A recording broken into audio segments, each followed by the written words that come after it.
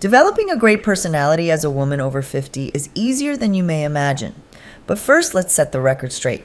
There are a few things that won't get you there. Buying trendy clothes will not give you a great personality.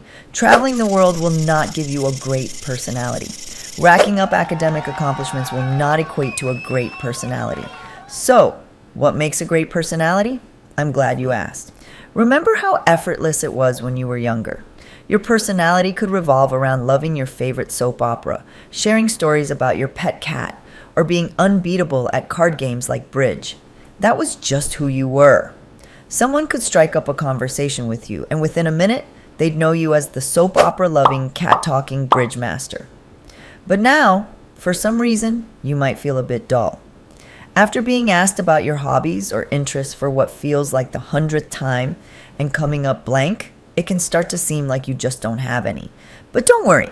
In this video, I'll share with you the step-by-step guide to reignite your personality. People often tell you to just be yourself, but such advice usually comes from someone who hasn't truly thought it through. The just be yourself advice only works for extroverts who have a natural ability to light up a room with their presence, using social skills that introverts might comprehend, but struggle to execute in real-life situations. If you're not quite ready to transform into the queen of the party, you might find yourself searching online for tips to build a great personality, only to be flooded with ads for personality quizzes, self-help books, or even prompts to take up ballroom dancing.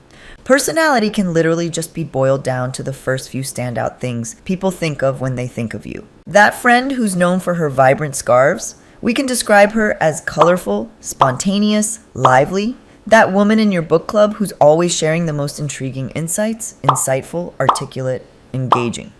The same goes for famous women. When we think of someone like Meryl Streep, it's not just her acting talent that stands out, but her grace and wisdom too.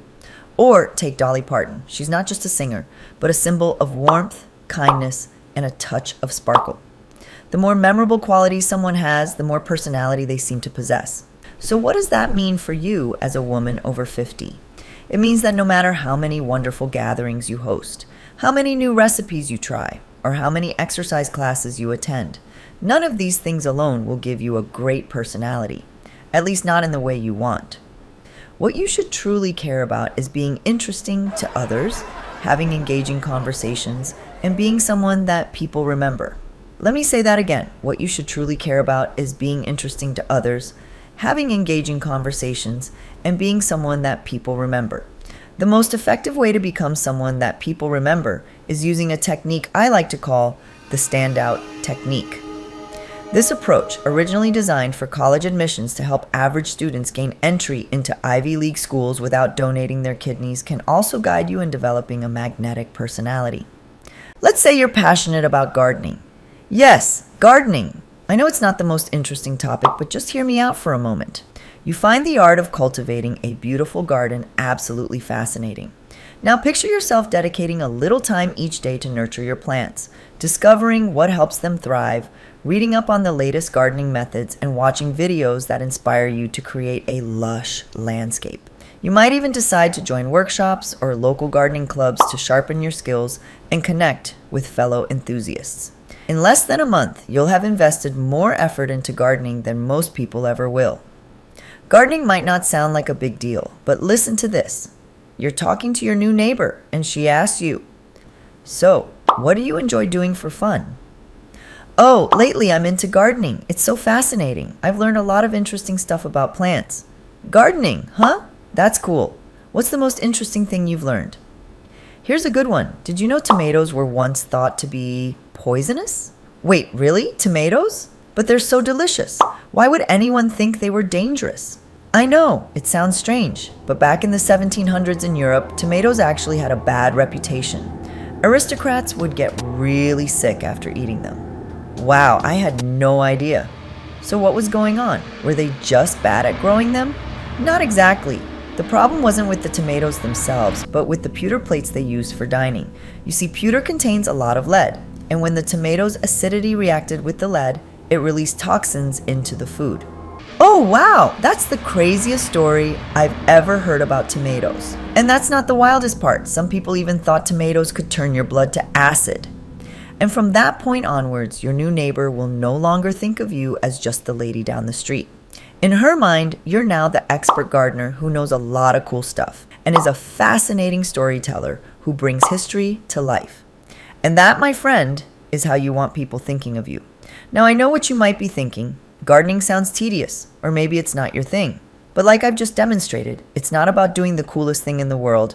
It's about taking what's already unique about your current hobby and making some interesting stories out of that. Don't worry about being boring. Whatever makes you passionate can be your gateway to a vibrant personality.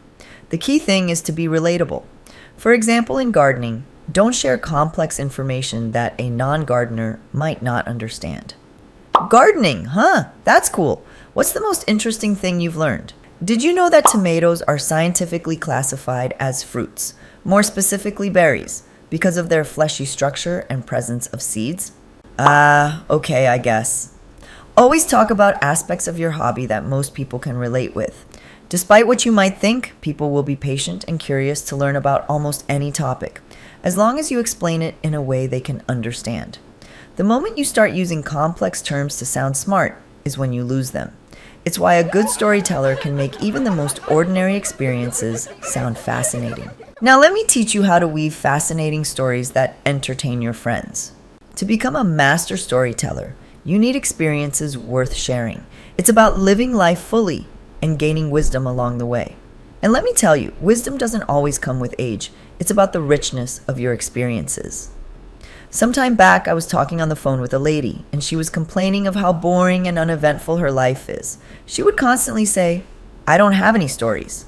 My life is boring." So I asked her, "Where do you live?" She replied, "Madrid." I said, "Why not ride the train from Madrid to St. Petersburg, or take the journey all the way to Vladivostok? Ride the Trans-Siberian Railway. It'll cost you about $300. Then she hit me with, "But what if I get robbed?" And I responded, "Exactly. That's exactly the point. Imagine it. What if you do get robbed and survive? You'll have one heck of a story to share when you get back. That's the whole point." The secret to interesting stories is a touch of risk. You can't just be an empty vessel if you want to tell memorable tales. You have to embrace challenges and do things that scare you a little. Risk adds intrinsic value to your experiences. When you take bold steps, people can't help but want to hear what happened. Your coolest stories will always involve a twist. Something went wrong, you almost made it out, or a narrow escape. These are the moments that'll have everyone begging for more. So go out there, take risks, and gather stories that will leave everyone wanting to hear what happens next. And that, my friend, is how you become the most interesting lady in the room.